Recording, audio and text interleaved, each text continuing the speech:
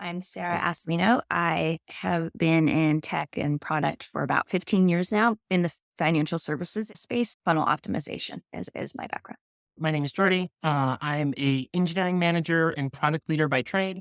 I've been CTO a couple different times, once as a co-founder, once coming in, and now I work as a fractional CTO and CPO, going into companies to help them figure out how they should be growing and then helping them hand off to long-term teams. I'm Andrea Tay. I'm based in San Francisco.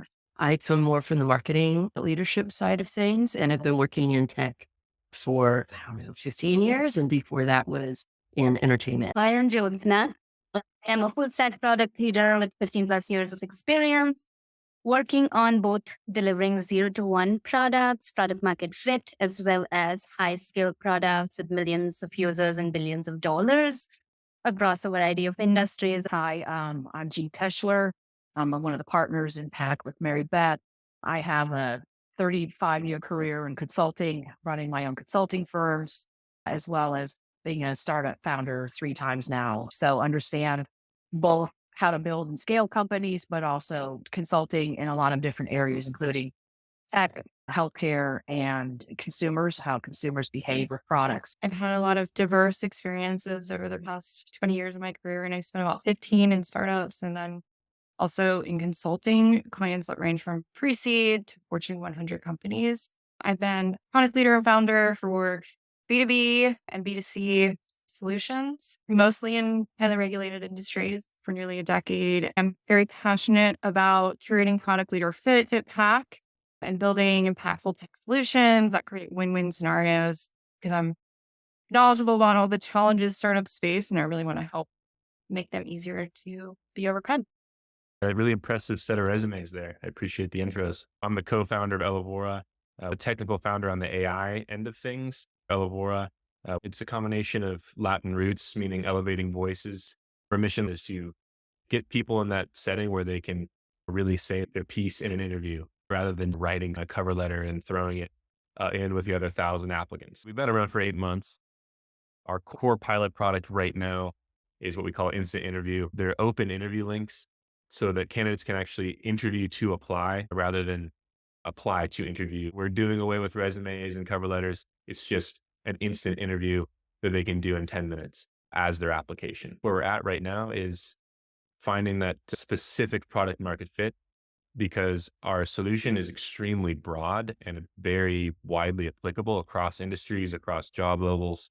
Because we're using AI models, they can effectively operate under any conditions. So any job description or company culture can be adapted to work with our system.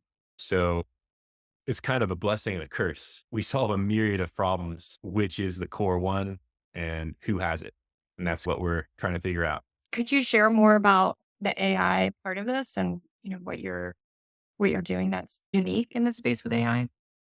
On the other side of this, when there's interview practice, I wonder if it's a dual offering. I saw on your website that there's no need for an updated resume, especially if the job doesn't require much prior experience. It sounds like either very early career or maybe even some of these field type roles where it's not about having 20 years of tech dev. Yeah. It's about being able to physically take on the work and, show up. Have you thought about narrowing that focus? Your current ICP is small businesses. Can you talk a little bit about how self-serve your product currently is? I don't think you want to go full inbound because you want to talk to people, but how easy is it for them to come to the site and go, oh yeah, I want to try this out, and like chuck a job rec on there and go. The more self-serve you can have it, the more opportunity you have for growth purposes, the more it's automated and you're managing the whole group of customers as opposed to having to walk people through would make that pricing model stick better. Have you thought about approaching companies that do franchisee relationships? So like a McDonald's or an Amazon drivers, like Amazon as an example themselves, provide a platform of technology to those folks to help them run their business. And I'm sure McDonald's would do the same. And so like those are people who are looking constantly for benefits that they can add in, and they can then be that sales channel for you. I guess one thing I'd be curious about as we're thinking about the enterprise or like some of these routes, putting on my paranoid founder hat, what's the moat that you have from a competitive perspective? One thought on that, a lot of investors investing in AI talk about the importance of data, like how you're collecting the data, owning the data. It sounds like there is data you're collecting that could become valuable at a certain volume. What I was hearing from you was that small business and the franchisees, etc., with high turnover is where you're going to focus. I just wanted to understand where you are with that process. What is your ability to invest into someone who has enough experience to lead you to the people that you need to connect to in order to continue to iterate on this? Because at least fractionally, I think that this would be an area that will help you accelerate exactly who you want to go after and what you look like for this next iteration. If you wanted to test out what you need, the PAC could probably be that person for you, because here and beyond who's here today, we have a lot of connections. And so maybe that's setting up some sort of engagement for both the business development and getting feedback for product. In theory, what does the next step look like? Yeah. So if you're interested in moving forward with a product advisory board service or fractional leader service, from this conversation, it sounds like a hybrid approach might even be best, where there would be a PAC advisor who would be your primary contact, and then the product advisory board supporting that so that we can pull in resources, particularly for the business development aspects of this. Is there anything else that you think might be helpful to see scoped out? If any of the members are comfortable, it'd be awesome to do some kind of network extension stuff as well. We could talk more at length, maybe do a demo or something.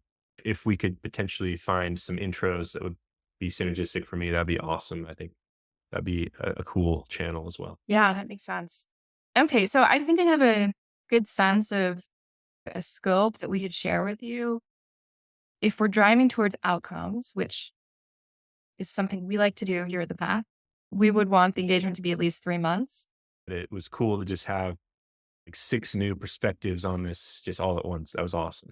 It's been kind of a struggle to get those conversations to begin with. So having 6 at once is pretty cool. It was fun. Awesome.